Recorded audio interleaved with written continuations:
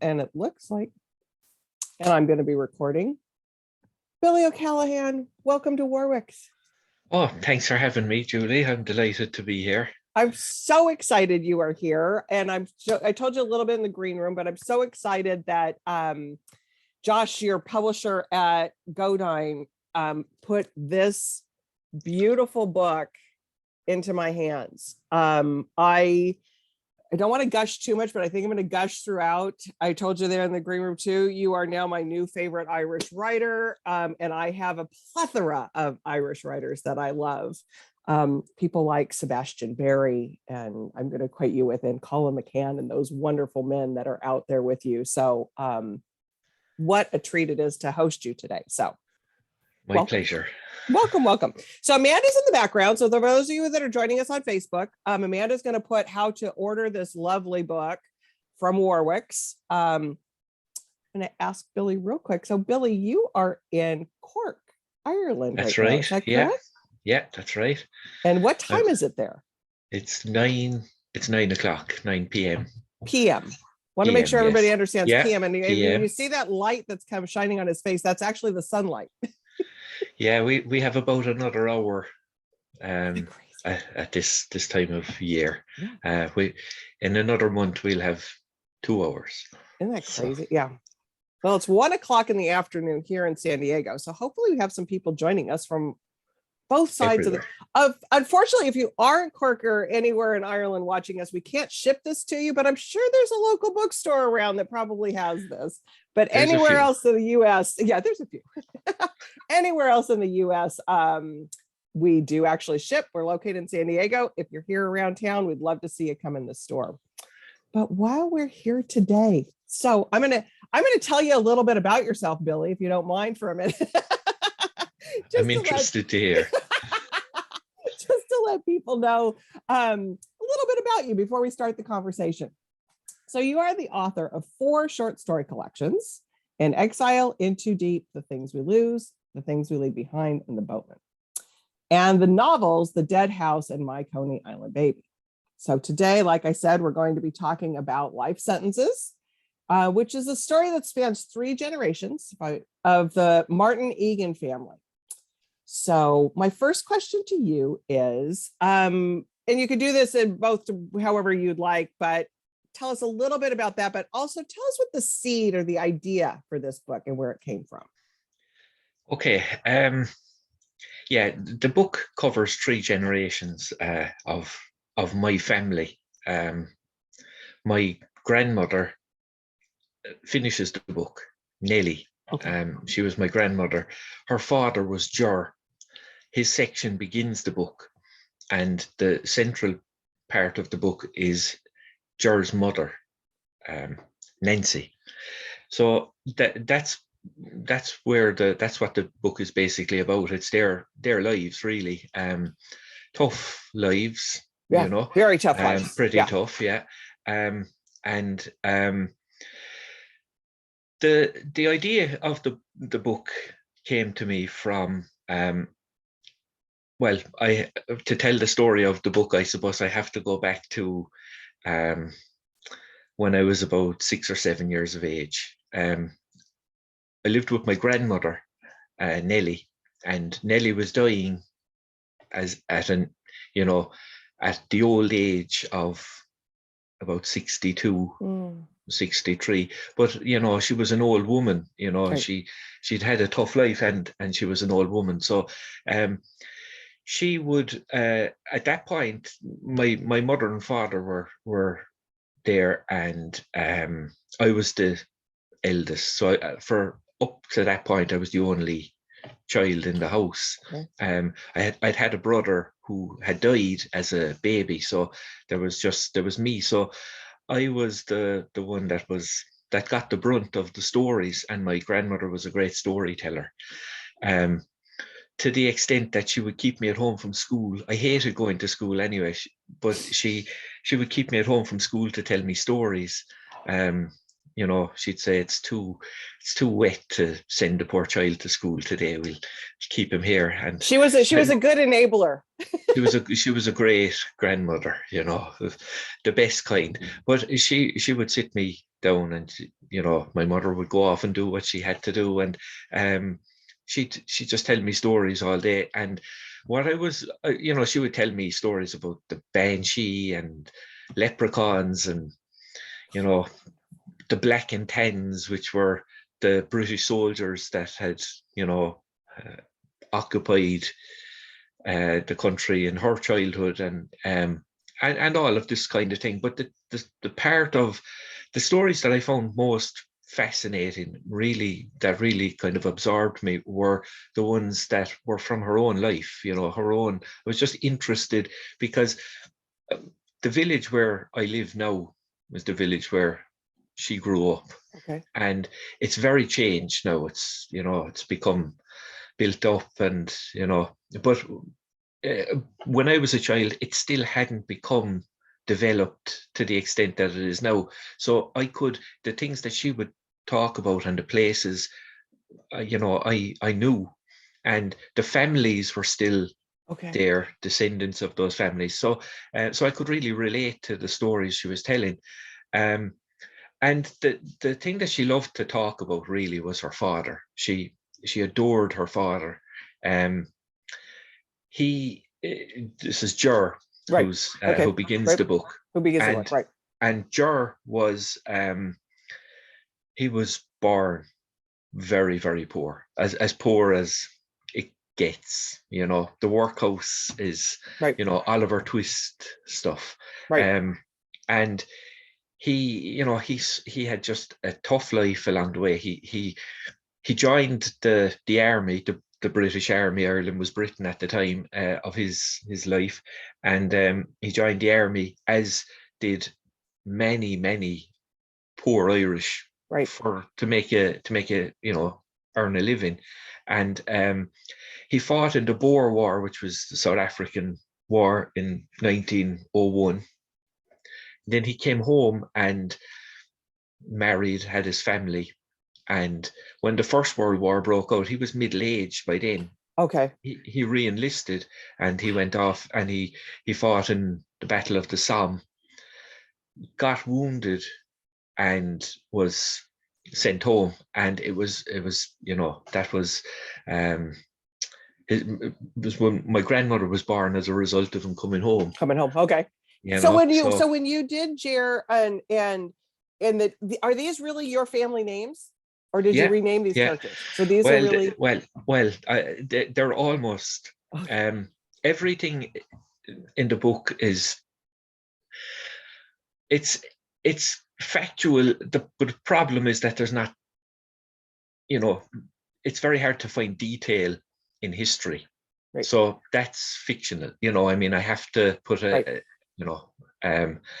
suppose embellish things a little bit. But the names, the problem that I had, Nancy is really the only name that's changed. Okay. And her name was actually Mary. Okay. But the reason she was known as Nan, that's what she was known as. So I needed an alternative to Mary, because everyone in the book is called Mary. Yeah, there's lots of Marys. This is Ireland, you see, Right. And his wife's name was Mary. His sister's name was Mary, who was nicknamed Mamie. Right. And she's mentioned in the book. It's her. She's after dying. She died young. Right. And this is where we meet Ger in the book for the first time.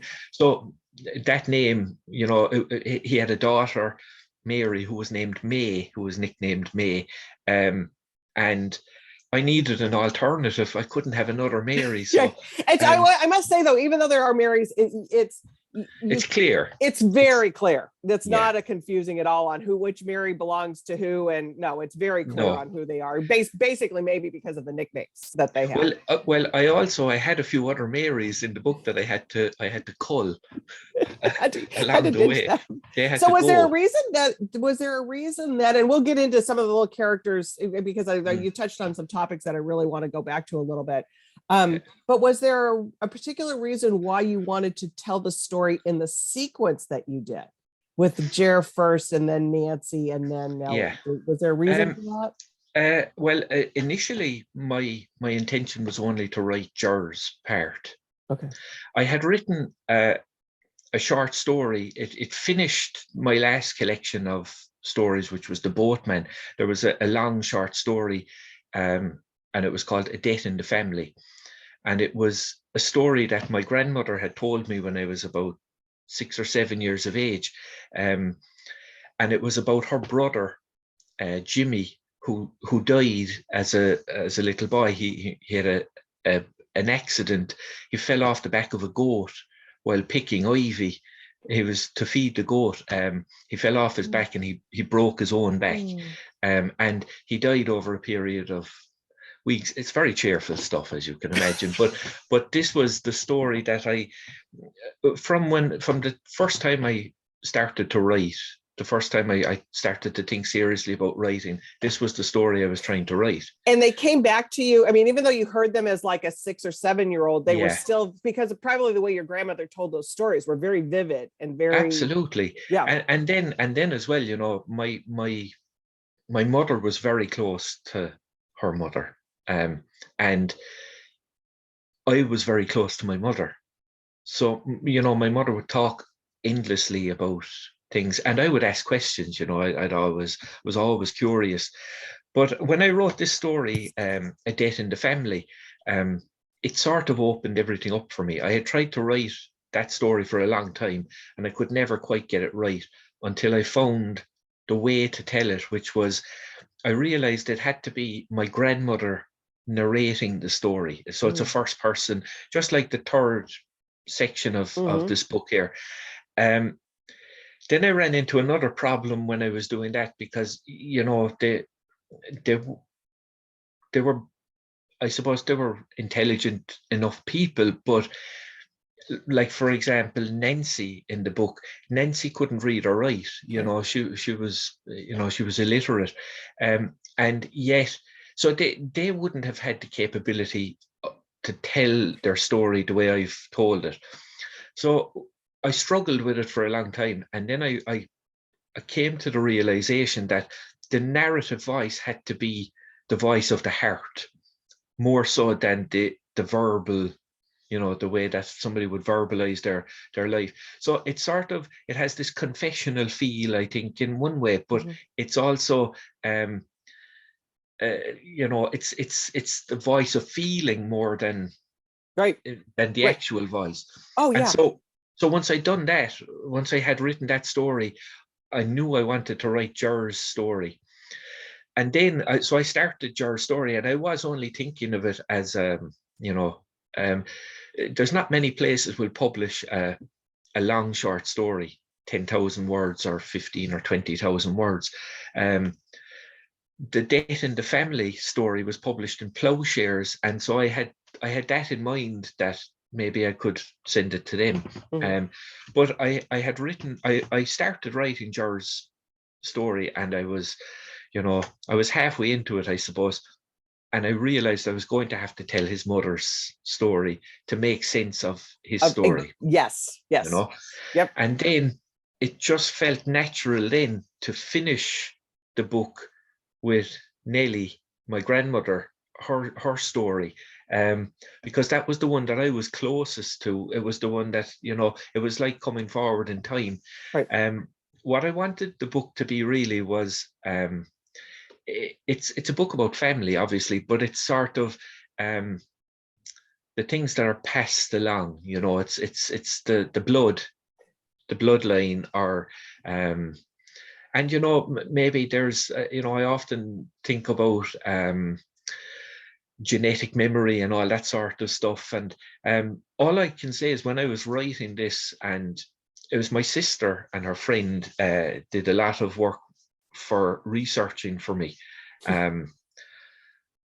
But when I was writing it, and when I was trying to imagine the scenes, I could see them so vividly. I could see, you know, and maybe it was just because I knew the subject so well, and the places, and the, you know, but it was a complete labor of love, this book. So you do, I mean, there's a question, you know, what do you owe the real people upon which these characters are based? Well, Everything. yeah, this is an issue, I suppose. Originally, when I was writing it, I did toy with the idea of changing the names because it does cut very close to the bone, you know. Mhm. And then I thought about it, and I sort of realized that these are the very people that have no voice in Irish history. You know, Right, this is the side of Irish history that's not spoken about. It's the, right. this isn't a history book, but it's the, what I Oh mean no, I know by exactly, because this. it's the thing that this happened to a lot of people. Yes, But every story is so individual, but it happened yes, to individuals. And so it's their stories that, because like in Nancy's story, it was mm, what she survived was so brutal and what she did, mm. but her perseverance and her will to live and to carry on for the family. That's exactly what the book is about. You know, Right. it's this that was the thing that I couldn't get over how much I admired the characters for what they could bear. Right. Um, and And could we I bear that? I don't know that we no, could bear not that. I'd curl up in a ball. Right. I'd be, Right. I wouldn't Exactly. have survived 5 minutes. No. You And know, I love the fact that in Nancy's story, because you said the famine was what drove her away, and drove mm, her story. Um, but the workhouse, I was intrigued by the fact that you really didn't go into describing the yeah, work, and that was obviously a conscious choice on your mm, part, correct? yeah, it was. I mean, I tried to, you know, I tried to deal with the things that I thought the people would be able to face. And people carry things around with them from their past that they just don't want to acknowledge. They don't want to Right. have to Right. relive in True. any way, So true. and so I did it as gently as I could. Um, and I think it's the more harrowing for the fact that it's done sparingly. Correct. But the just like on the subject of Ger, I was saying that he was born in the workhouse. He you know Right. he lived a poor life, really. I mean, Right. he fought in 2 wars and survived them. Um, and the thing that really, I suppose, clinched it for me that I was going to write about him someday was my grandmother used to say, with all he went through, he died with a smile on his face. You know, Yeah. and it was just this content in his own little house. Right. I mean, the house was 1 bedroom, with 6 children and but it was But that's what still, made him happy. it was his palace, I suppose, But and they that's didn't that. own it. Right, They and that's just the thing rented it, too, but that like as brutal as what I mean, every part of this, but they came through. There was also this innocence yeah, and yeah, that Jer had, and mm, how he looked at life through yeah. that in a, I suppose, we worry about 1,000 things now every day, and we're every time we're doing something, there's a part of us thinks we should be doing something else or 10 other things, right, right, and my feeling with a lot of this, because the village was such a simple place, there was a mill where people worked. If you didn't work there, you worked in the fields. um, so there wasn't a lot of choices. So it wasn't a question of feeling I should be doing this instead of this. Life was very simple right, in a lot of ways, right, and also I suppose the strictness of society, the different, I mean, the Catholic Church had a lot of power at the time, and right. there was Your scene in the cemetery, oh my goodness, that yeah, was, I mean, you could say, here's the thing about this book, that it's just for PE. This could be like an 800-page tome, the things that you've covered. But you tackle these and you bring forth these topics that are so big, but in a way that is so personal, that yeah, you can do it in this brevity, in this way that is just it's so impactful, but it's done in a concise way. I just am in awe of your writing Well, on this. I suppose even with that, part of it is probably, writing short stories. You get a certain, Right. your brain becomes attuned to writing a certain way. Right. But as well as that, when you're trying to tell the story of a life, there's not a plot. There's not a Right. plot line in a life, so you have to look for dramatic moments and focus on those to make your plot. Yeah, to make the story. Yeah. And that's what so I mean, there's, I had to leave out a lot of the boring days, um, uh, But and that's the thing, just, like with Nellie's, with, I mean, you cover these themes that kind of run through it as this thread. I mean, women's rights to their body. I mean, things that are these big things, but they still are brought down to this very personal level, and the things that all of the women in your books went through. So did you find writing from an opposite sex, and was that a challenge? Was it big, but because of your grandmother, was it easy? Was it stories? How did you feel about that? It was, I didn't tend to think an awful lot about it while I was doing it. I found it quite natural to do. And I think, again, it was almost like all this stuff is packed into my own heart, and I was just, Letting it out. I was mining for that, and I knew my grandmother so well as a small boy. Obviously, she was a stranger to me in many ways, because we know our parents, but we don't know what our parents are like in their private moments, when there's no, Right. we're a certain way to children, we're a certain way to strangers, we're a certain way to our spouses, Right. so Correct. we're many people, I suppose, in one. But as much as I could, I knew her very well. I can see her face now. Like, she died when I was 7, and I can see her face as clearly as I can see yours. Wow. And the funny thing about that is, I read once an interview with Ray Bradbury, and he said that everything we use in writing comes from I think he said the first 10 years of our lives, Interesting. because that's when our senses are coming to life. Everything is a new experience, and that's what we're holding on to.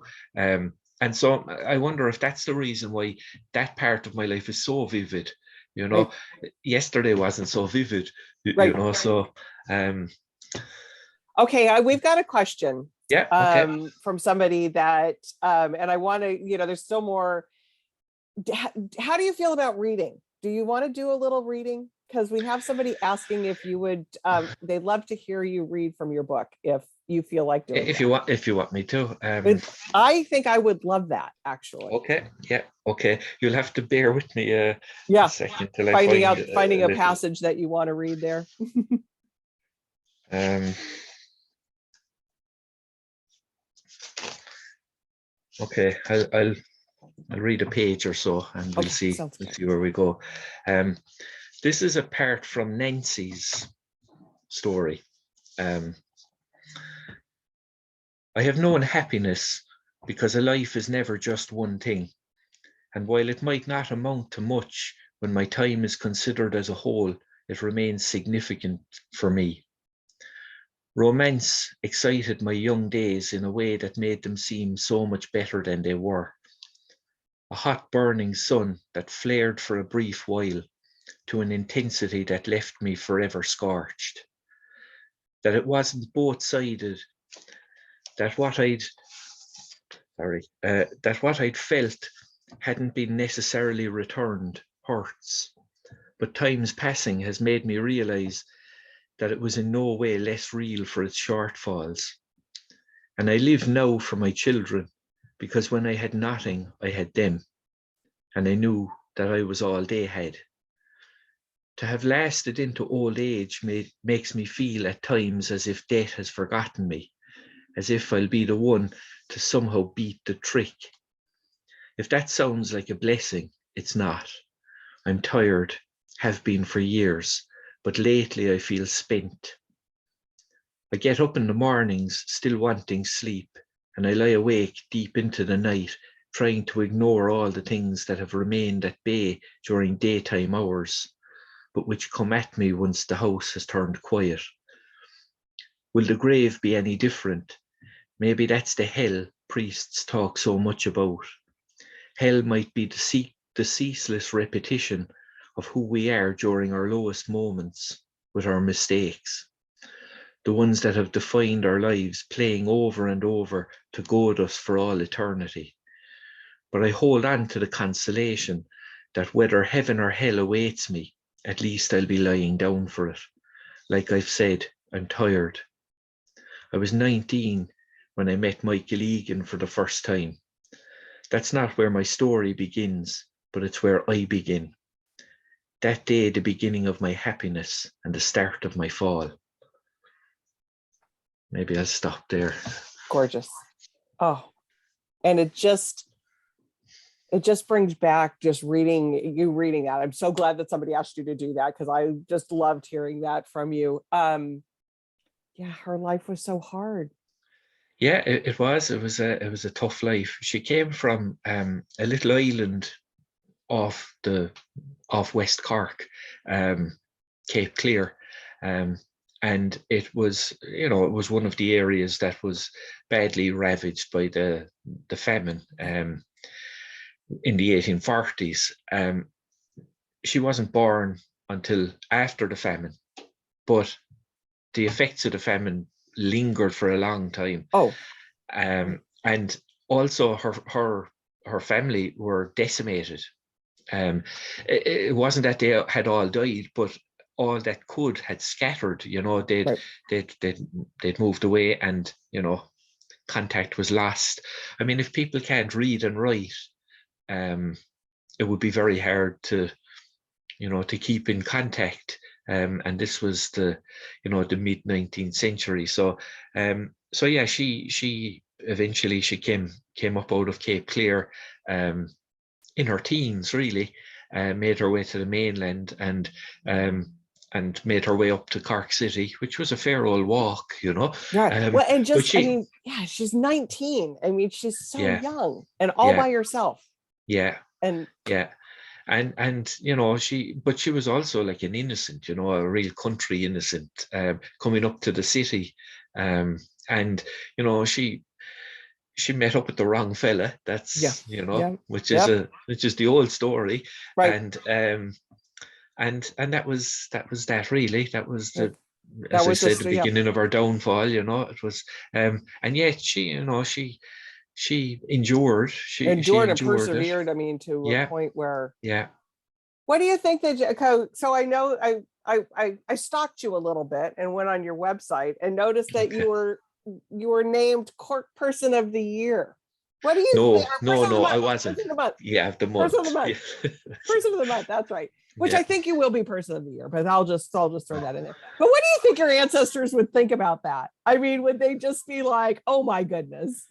It's a funny one. I mean, I don't. I don't want to pretend that I'm overly humble, but I really am. I don't take these, I don't ever expect anything. I suppose I didn't come from a background where you would expect anything. But that's what I mean. She came as this 19-year-old to this, and then it's like, and now you are. It's such a great story. It is a great story. I mean, I wish more people would tell the stories that have made them who they are. Well, it takes a hand, which you have, of being a storyteller that can tell these kind of stories. It's it. Yeah, but I mean, there are lots of writers out there, and it's they have to want to. That's the thing. You have to be, Which takes me to the title. And I'm always fascinated by the title, and I love this title. Did you come up with that? Was that always what it was? That was always, that was always the title. It it works in a couple of levels, because the language of a book is very important to me. I more than anything else, before I start to write the book, I have already the book written in my head, Okay. in terms of plot, characters. I know the book. Bob Dylan has a line in Hard Rain's Gonna Fall, where he says, I'll know my song well before I start singing. And that's sort of, in a way, that's sort of my mantra. I wouldn't start the story until I've lived with the story in my head, thought it all through, and know exactly what's going to go down on the page. But when it starts to go down on the page, it's the language. Then you have to really work. I really have to work the language, and it's painstaking, and I love that part of it. I love to craft the sentences, and so it's. I think there's life in the sentences, and yet also obviously these characters are, there's no escaping their, it is a life sentence that they're enduring, undergoing, that they're living, so. And that's why I loved the double. That it's amazing. Okay, question from Amanda. Yeah. Was there ever a point, and kind of going back to what we're talking about with people writing their own stories, was there ever a point at which you considered writing this book as nonfiction rather than fiction? And what's the best piece of advice you have for someone who feels the urge to write their own family story? So let's go. We'll revisit that. But was it ever going to be nonfiction? Did you ever have a desire to do that? No, it wasn't. I mean, originally, as I say, it was going to be a short story. It was going to be a moment or an event in George's life, which happened to be the death of his sister, which would allow me to sort of touch on larger themes and see the bigger picture within this one, using this one event as focus. And so that was my initial goal. But I suppose for anybody that's going to wants to write their family story, you have to get the story right in your head. You have to figure out what happened, who these people were, find out the details of them. We there's an archive. A lot of records are online now, but there was one particular archive. We could never find Jer's birth records for a long time. And my sister and her boyfriend, they scour these, they are really into it, and we couldn't find them anywhere. And just really on a hunch, there's an archive that you actually have to go to in Cork, and they have the workhouse records on microfilm. And so we booked an appointment, and we went, three of us, and we just scrolled through acres of this stuff, and eventually up it came, George's birth and his father's name, which we hadn't had, and his mother's name and his mother's occupation. Wow. And then his a couple of years, difference, his sister as well. Okay. But his sister was not born in the workhouse, was she? Oh, she was. She was. Yeah. Okay. Yeah. Okay. And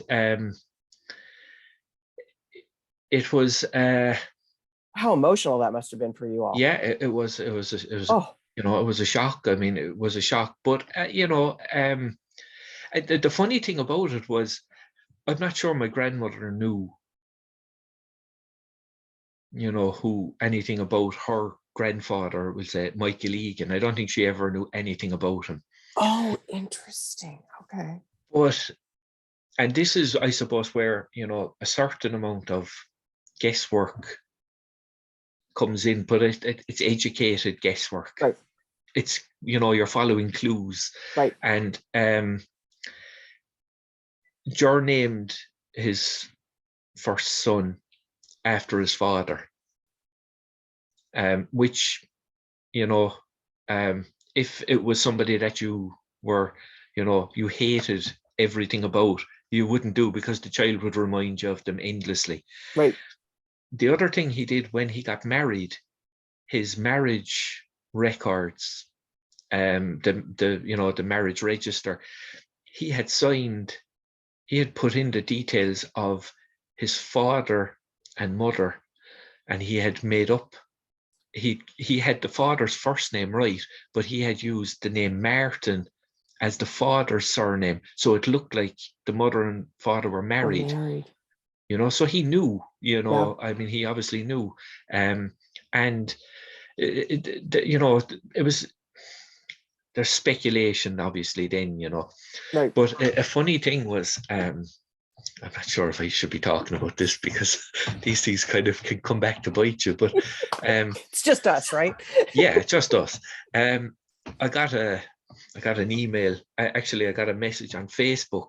It's getting a bit dark here now. Maybe I can turn to the window a little bit more. That's worse. No, that's all right. Okay. There you go. That's good. Anyway, I got a message on Facebook shortly. Like, the book came out in Ireland last year, January 2021. Right. Yeah. And I got a couple of weeks later, I got a message on Facebook from a woman, and Michael Egan was her grandfather. Oh. And, it was... There's some like, a little bit, That's where the 23andMe or the whole DNA thing. Yeah, but he had another family. I mean, he had, he married and he had a big family, and and they're all around. Yeah, they're all around. Cork is a small place, Yeah. I mean, it's a big place. Well, it's not a big place, but it's, people will find you, connected somehow. Yeah, exactly. Does your sister, did your sister ever meet, and I know it's getting late there, so we'll wrap up in a couple minutes here, but I could talk to you for hours. Did your sister know your grandmother? Was she? No.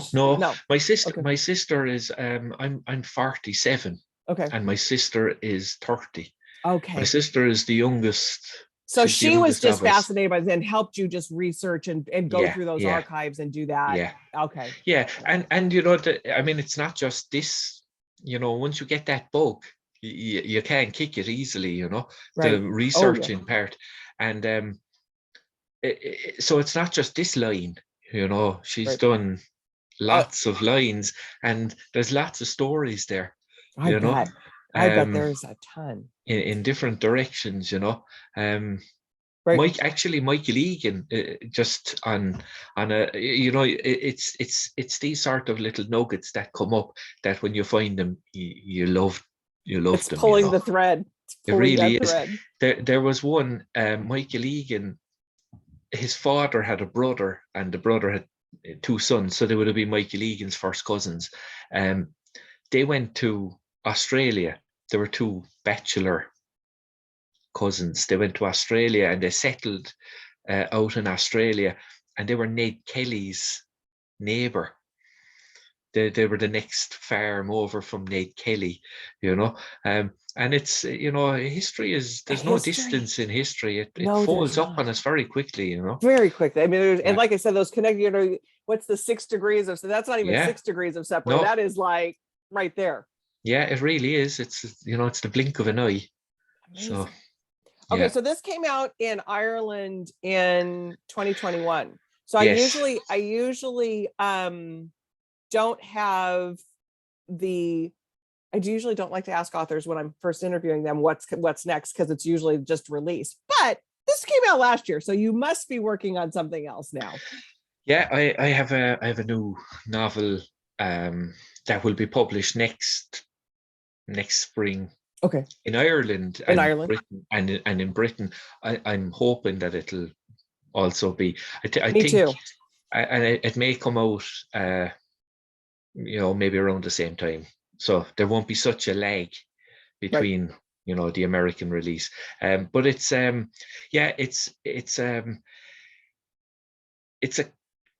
this one is based on some factual things, but it's Okay. not my my family. But it's partly based in Cork, and it's partly based in Vienna. Oh. Just prior to the war. Okay. And it spans a time period between sort of the 1930s and 1980 thereabouts. And it's a love story. It's a family story. It's about search for identity, I suppose. And I'm hopeful that it'll have a life. It's called The Paper Man. It's the called paper what? man. The Paper The Man? Paper Man. Yes. Okay. Well, Yeah. I will look for, because you write, I can't wait, because this story here, this family story here is amazing. Even though it is very personal, your writing is just amazing. So we do have another, Claire Fuller says, I have to tell this wonderful author that his short story, The Boatman, is the best short story she has read in her life. So Claire, thank you for that. Thanks, Claire. I'm glad. When you write these, when I wrote this book, and when I write my short stories, I never think anybody is ever going to read them. I just, while I'm writing them, they're for me and nobody else. And for a long time, they're that way. And then when they're finished, they have to go out in the world, and you hope that they'll land somewhere. So, well, they have landed, and I'm so glad they're here in the US too. Okay, couple things. So you did a reading first here. I saw like my stalking on your website too. So do you spend time in Shanghai and China and Taiwan? Is that what is that? Do you teach? What do you do there? What's that connection? It's I suppose it's oh God, you put me on the spot. You don't have to answer it. I suppose it's a romance. Okay. Well, we'll just leave it at that. Yeah. We'll just leave it at that. I saw the little picture there. I was like, okay, what are we doing there? Okay, but that's good. I love a little romance in life. Okay, so Amanda is wondering too that this is from to steal a page from the New York Times. Which 3 authors, living or dead, would you invite to a hypothetical dinner party? Would I have to make dinner? No, it's catered. They'd be dead. They'd be dead if I had to.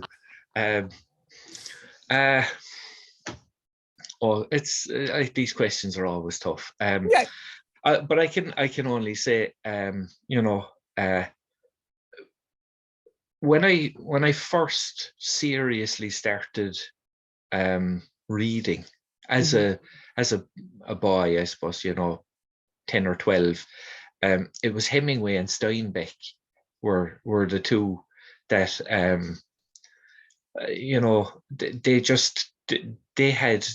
they could bring the world to life for me in a way. I for a long time I didn't want to read any Irish writers.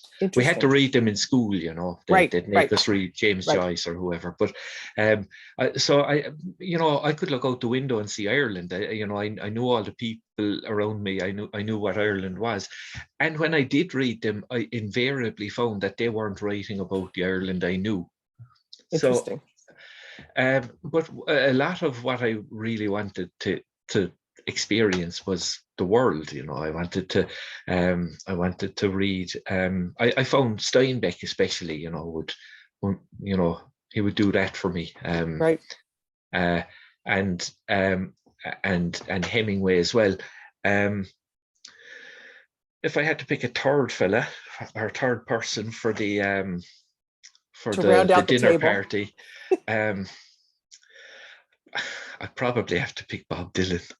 I love that. And I love that it's Steinbeck, Hemingway, and Dylan and you. That would be a really good dinner. That would be it'd be a lot of drinking on one end of the table. It would be drugs on the other. Well, I don't know about the drugs, but we could certainly. Bob Dylan would be doing, but back in the day, let's say.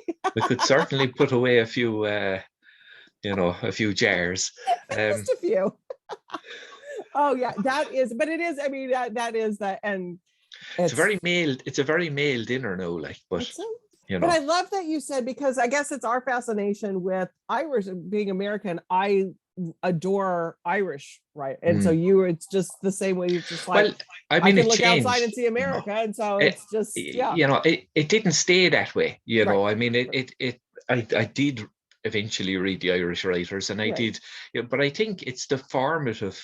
Right. It's the writers that catch you when you're. Ray Bradbury was another one I mentioned, and when I was a boy, I remember reading him. We lived next to a fun fair.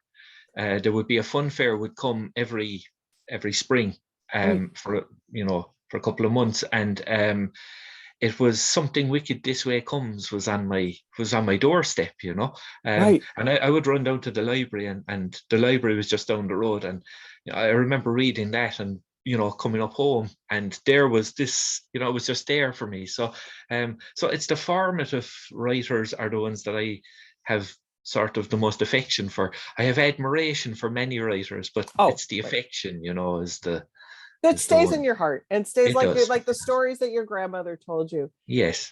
I mean, Yeah. so Billy, before the dark closes on you, I'll switch on the light. I think Better. it's Not much, but yeah. But anyways, the dark has come. It's nighttime there. This has been a wonderful conversation, at least for me. And me, it was a pleasure. Thank Absolute you. pleasure. It was so fun hearing you describe this book and the story and where the epithets of it came from. So thank you so much. Well, thanks for having me. I can't wait to read what comes next. Everybody, there's a few that went before as well. I have to go find those. I've got to go find those. We'll have to go see what's happening with those. Anyways, good night, everybody. Thank you for joining us. Thanks, Julie. Bye, Billy. Nice seeing you. Bye-bye.